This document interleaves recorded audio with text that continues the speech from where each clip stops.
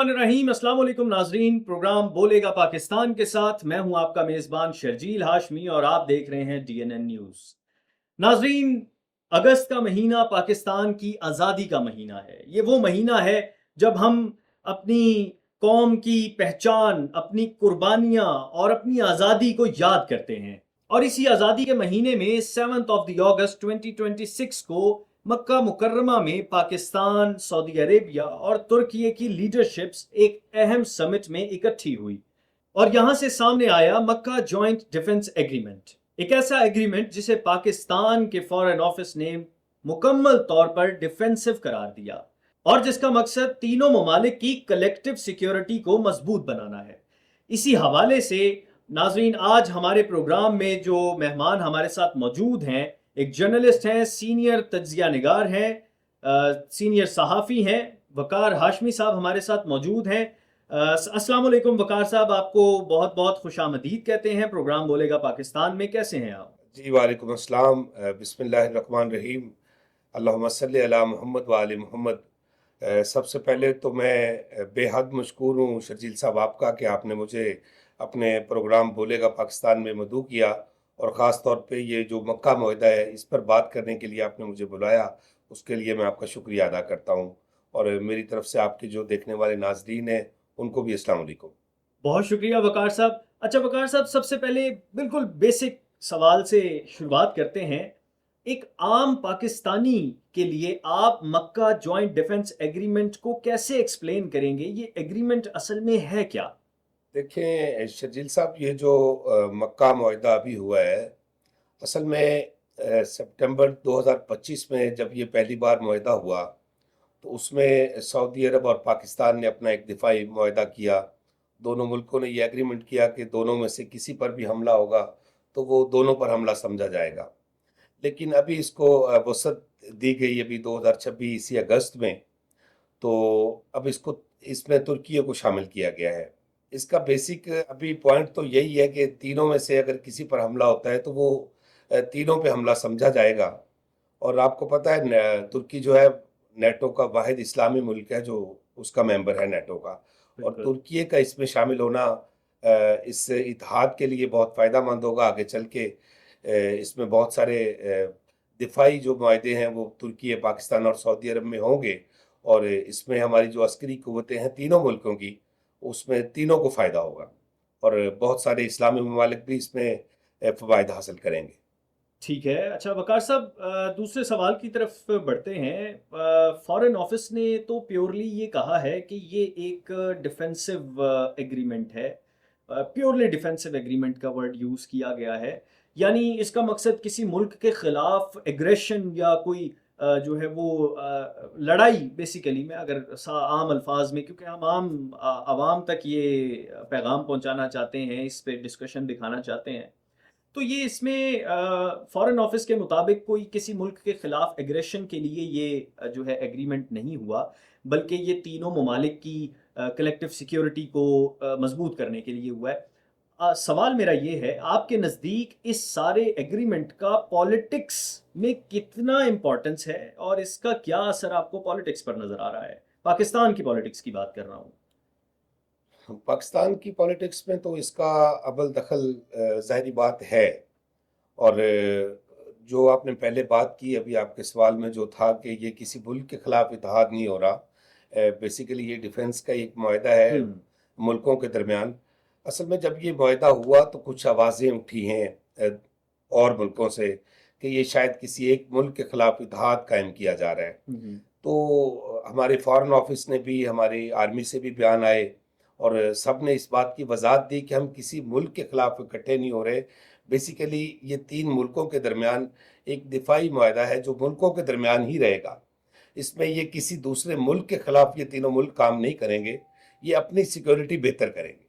असल मुआहदा बेसिकली ये है कि ये तीनों मुल्क अपनी सिक्योरिटी बेहतर करेंगे, ये किसी मुल्क के ख़िलाफ़ इस्तेमाल नहीं करेंगे। असल ये जो मुआहदा है इसकी जो रूह है वो ये है। वकार साहब, एग्रीमेंट का एक बहुत सिग्निफिकेंट प्रिंसिपल है, असूल है, ये है कि तीनों ममालिक में से किसी एक स्टेट पर, आपने पहले भी ये अभी जिक्र किया कि असल में ये एग्रीमेंट क्या है, तो उसी पर बात कर रहा हूँ کہ اگر کسی ایک اسٹیٹ پر جو ہے وہ اٹیک ہوتا ہے، کسی ایک ملک پر اٹیک ہوتا ہے، تو اسے تینوں پر سمجھا جائے گا، یا جتنے بھی اسٹیٹس کے اس ایگریمنٹ کے ممبرز ہیں ان سب کا اٹیک سمجھا جائے گا۔ کیا آپ اسے مسلم کنٹریز کے درمیان ایک کلیکٹیو سیکیورٹی کا جو فریم ورک ہے اس کی طرف سے ایک امپورٹنٹ قدم سمجھتے ہیں؟ جی شرجیل صاحب، یہ بہت امپورٹنٹ ہے۔ دیکھیں پوری دنیا جو ہے ابھی جو نیٹو چل رہا ہے اس میں بھی 31-32 ملک اس کے ممبرز ہیں۔ پوری دنیا نے اپنے اپنے اتحاد بنائے ہوئے ہیں، وہ بھی ایک ڈیفنس کا ہی ان کا ایک معاہدہ ہے آپس میں، نیٹو والے جو ہیں۔ تو اسلامی ممالک کو بھی چاہیے کہ یہ اس میں شامل ہوں، اور آنے والے دنوں میں مجھے لگ بھی رہا ہے کہ اس میں قطر شامل ہونے والا ہے، کویت آنے والا ہے، بحرین بھی آنے والا ہے، اور اسلامی ممالک کو چاہیے کہ وہ اس میں شامل ہوں۔ اور دیکھیں اس میں ہمارا کوئی بیسک جو ہے وہ کوئی جنگ تو ہے نہیں کہ ہم نے کسی سے جنگ کرنی ہے۔ بیسک تو اس میں یہ ہے کہ مشرق وسطیٰ جو ہے اس میں امن ہونا چاہیے، سکون ہونا چاہیے، اور تمام اسلامی ممالک جو ہیں یہ مل کر ایک ایسی سیکورٹی فورس بنائیں جس میں امن قائم کیا جائے پورے اسلامی ممالک میں، اور اگر کسی دوسرے کو بھی ضرورت ہوتی ہے تو ہم اس کے لیے بھی امن کے لیے کام کر سکیں۔ جب وقار صاحب، اگر ہم تینوں کنٹریز کی طاقتوں کو دیکھیں تو پاکستان کے پاس ملٹری ایکسپیرینس ہے اور اسٹریٹجک کیپیبلٹی ہے، اور پاکستان ایک اٹامک پاور ہے، ایک نیوکلیر پاور کنٹری ہے۔ ترکیے کی بات کریں تو وہ ڈیفنس ٹیکنالوجی اور ڈیفنس انڈسٹری میں بہت اہم مقام رکھتی ہے۔ سعودی عربیہ کی ریجنل اور اکنامک امپورٹنس اپنی جگہ بہت بڑی ہے۔ تو آپ کیا سمجھتے ہیں کہ کیا یہ ایگریمنٹ اصل میں ان تینوں کنٹریز کی جو کمپلیمنٹری طاقتیں ہیں ان کو ایک پلیٹ فارم پر لا رہا ہے؟ جی بیسیکلی تو یہ ایسا ہی ہوا ہے۔ آپ کو پتہ ہے پاکستان جو ہے اسلامی دنیا کا واحد ایٹمی طاقت ہے، ایٹمی پاور ہے پاکستان، اور اسلامی دنیا کا واحد ملک ہے۔ اور ترکی جو ہے آپ کو پتہ ہے واحد اسلامی ملک ہے جو نیٹو کا ممبر ہے، اور اس کے پاس جو جدید ٹیکنالوجی ہے وہ بہت ہائی ہے۔ ان کا ڈرون سسٹم جو ہے اس کو پوری دنیا میں مانا جاتا ہے۔ اور رہی بات سعودی عرب کی، تو سعودی عرب معاشی طور پہ بہت مضبوط ہے ماشاءاللہ۔ ان کے پاس بہت سے ذرائع ہیں جو آمدن کے، اور اس کے پاس معاشی طاقت جو ہے وہ بہت زیادہ ہے۔ اور جب یہ تینوں ملک اکٹھے ہوتے ہیں تو اس میں اور اسلامی ممالک جب شامل ہوں گے تو یہ تینوں ملک اپنی اپنی جگہ پہ ایک پاور ہیں، اور یہ بہت اچھی بات ہے کہ یہ تینوں اکٹھے ہوئے ہیں۔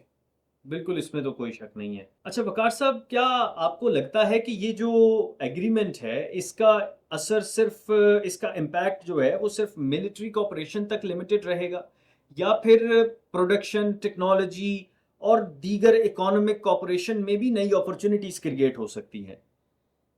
بالکل شجیل صاحب، ہو سکتی ہیں۔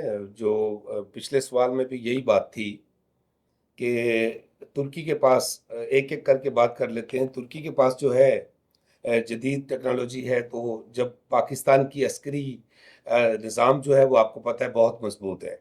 جب ترکی کا جدید سسٹم اور پاکستان کا مضبوط عسکری سسٹم اکٹھے ہوں گے تو اس میں دونوں ملکوں کو بہت سے فوائد حاصل ہوں گے، عسکری لیول پہ بھی اور معاشی لیول پہ بھی ہو سکتے ہیں، کیونکہ انڈسٹری جو ہے عسکری وہ پاکستان میں بھی گرو کرے گی، اور ترکی میں بھی اس کو فائدہ ہوگا۔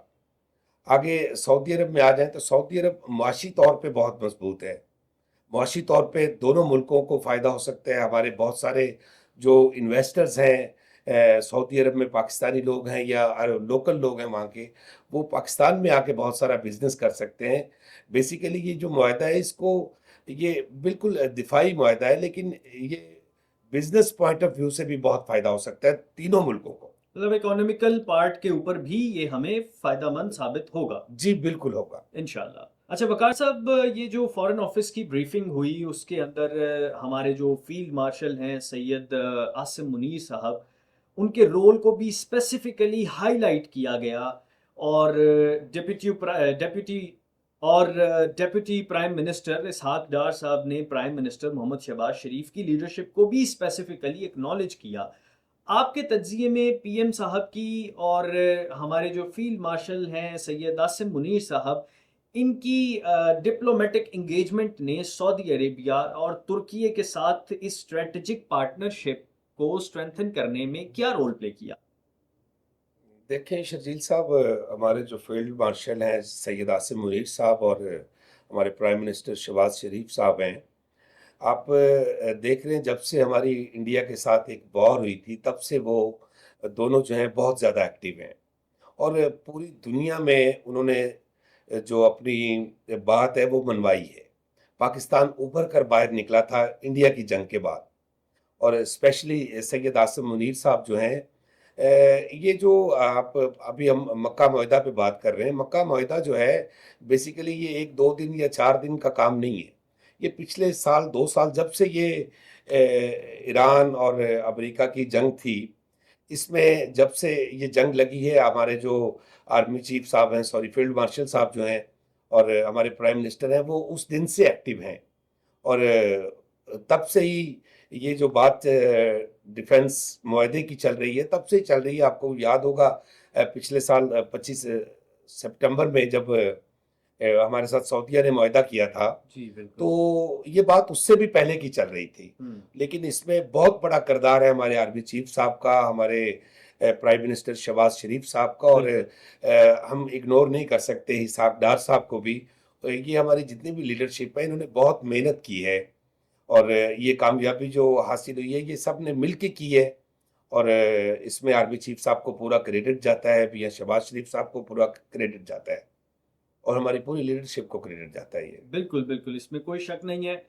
ہماری پاک آرمی کو تو سیلیوٹ ہے، بہت زیادہ ایفرٹ پاکستان آرمی، میرے خیال سے پاکستان آرمی نہ ہو تو ہمارا ملک نہایت انسیکیور ایک پوزیشن رکھتا ہے۔ اگر ہم عالمی میپ دیکھیں تو ہماری آرمی نے ہی اس کو محفوظ کیا ہوا ہے، ہم لوگوں کو محفوظ رکھا ہوا ہے، تو اس کے لیے ہم خراج تحسین پیش کرتے ہیں اپنی آرمی کو، چیف آف آرمی سٹاف کو، اور ہمارے پرائم منسٹر شہباز شریف صاحب کو۔ اچھا وقار صاحب، ڈیپٹی پرائم منسٹر اور foreign minister senator Muhammad Ishaq Dar صاحب نے 10 اگست کو اپنے میسج میں مکہ ایگریمنٹ کو ہسٹورک مائل سٹون کہا، لیکن انٹرسٹنگ بات یہ ہے کہ اسی ہفتے ان کی ڈپلومیسی صرف سعودی عربیہ اور ترکیے تک محدود نہیں تھی۔ سعودی عربیہ، ایران، کویت، بحرین اور دوسرے کنٹریز کے ساتھ بھی ان کے ڈپلومیٹک کانٹیکٹس ہوئے، جیسے کہ آپ نے پہلے بھی کہا کہ مجھے لگ رہا ہے کہ وہ سب اس معاہدے میں آئیں گے، تو ان کے کانٹیکٹس ہوئے۔ اچھا سوال یہ ہے کہ کیا پاکستان ایک ہی وقت میں ڈیفنس ڈپلومیسی اور پیس ڈپلومیسی دونوں ٹریکس پر کام کر رہا ہے؟ ہاں جی شرجیل صاحب، پاکستان جو ہے بالکل بیک وقت دونوں ٹریکس پہ ہی کام کر رہا ہے۔ پاکستان پیس پہ بھی کام کر رہا ہے، اور ڈیفنس ڈپلومیسی جو ہو رہی ہے اس پر بھی کام کر رہا ہے، اور یہ جو بحرین ہو، کویت ہو، قطر ہو، یہ سارے جو ہیں ہمارے اسلامی برادر ملک ہیں، ہمارا کسی کے ساتھ کوئی جھگڑا نہیں ہے، اور پاکستان جو ہے بہت خوب انداز میں ان سب کو چلا رہا ہے، اکٹھے چلا رہا ہے، اور ان کے آپس میں بھی کچھ اختلافات تھے بھی، ایران لگا لیں، قطر لگا لیں، تو پاکستان نے پوری کوشش کی ہے کہ ان کے جو اختلافات ہیں ان کو بھی کم کیا جائے، ان کو ٹھنڈا کیا جائے، ان پہ پانی ڈالا جائے، اور یہ دونوں سارے جو ملک ہیں خلیج کے اور جو فارس کے، یہ جو لوگ ہیں، یہ سارے ملک جو ہیں یہ ایک جگہ پہ اکٹھے ہوں۔ پاکستان نے بہت بڑا کردار ادا کیا ہے، بڑے بھائیوں والا کردار ادا کیا ہے پاکستان نے ان ممالک کے ساتھ، اور سعودی عرب تو ویسے بھی ہمارا بھائی ہے، اور یہ سارا جو پاکستان لے کے چل رہا ہے، یہ دونوں چیزیں پاکستان اکٹھے لے کے چل رہا ہے اس کو، اور انشاءاللہ پاکستان کو کامیابی آنے والے وقتوں میں بھی، آنے والے دنوں میں بھی آپ اور بہت ساری چیزیں سنیں گے جس میں پاکستان کو بہت سی کامیابی حاصل ہوں گی، انشاءاللہ اور ان بھائیوں، ان دوستوں، ان ملکوں کے ساتھ مل کر ہوں گی انشاءاللہ۔ انشاءاللہ۔ اچھا وقار صاحب، فارن آفس نے ایک بہت امپورٹنٹ بات کہی کہ مکہ ایگریمنٹ فیوچر میں دوسری کنٹریز کے لیے بھی اوپن ہے۔ آپ کے نزدیک اگر گلف یا مسلم ورلڈ کے دوسرے کنٹریز اس فریم ورک کا حصہ بنتے ہیں تو کیا یہ فیوچر میں ایک براڈر کلیکٹیو سیکیورٹی آرکیٹیکچر بن سکتا ہے؟ اور اگر فیوچر میں اس فریم ورک میں مزید کنٹریز شامل ہوتی ہیں تو کیا پاکستان کی ریجنل ڈپلومیٹک امپورٹنس بھی آٹومیٹکلی بڑھے گی؟ جی شرجیل صاحب، بالکل آپ کا جو سوال ہے بالکل صحیح بات ہے، یہ سب کے لیے اوپن ہے، اور آلریڈی اس میں 2 3 4 ملکوں سے بات چل بھی رہی ہے۔ اس میں آنے والے دنوں میں میرے خیال میں انڈونیشیا سے بھی کوئی خوشخبری آئے گی، اور اس میں سب سے پہلے قطر شامل ہو، سب کے لیے اوپن ہے، اور ہونا چاہیے۔ اسلامی ممالک کو اب سبق حاصل کرنا چاہیے، پاکستان یہی کوشش کر رہا ہے کہ تمام اسلامی ممالک جو ہیں یہ سبق حاصل کریں. ہم نیٹو کی طرز کی ایک اگر اپنی یونین قائم کرتے ہیں, ایک دفاعی معاہدہ سارے اسلامی ممالک جو ہیں مل کے اکٹھے ہو کے یہ کرتے ہیں, تو یہ آنے والے وقتوں میں تمام اسلامی ممالک کے لیے بہت خوش آئین ہوگا. اور یہ سب کے لیے اوپن ہے, سب کے لیے اس کے دروازے کھلے ہیں. جو بھی ملک آنا چاہے اس میں بالکل آنا چاہیے سب کو. بالکل بالکل صحیح کہہ رہے ہیں وقار صاحب, بہت بہتر. وقار ہاشمی صاحب, آپ کا بہت بہت شکریہ. آپ نے مکہ جوائنٹ ڈیفنس ایگریمنٹ کے اسٹریٹجک پہلوؤں کے ساتھ ساتھ پاکستان کی ڈپلومیٹک ایفرٹس اور ریجنل پیس انیشیٹوز پر بھی بہت تفصیلی روشنی ڈالی. ناظرین, 7 اگست کو یہ مکہ مکرمہ میں جو ایگریمنٹ ہوا پاکستان, سعودی عربیہ اور ترکیہ کے درمیان, یہ ایگریمنٹ ایک اہم اسٹریٹجک ڈیولپمنٹ ہے.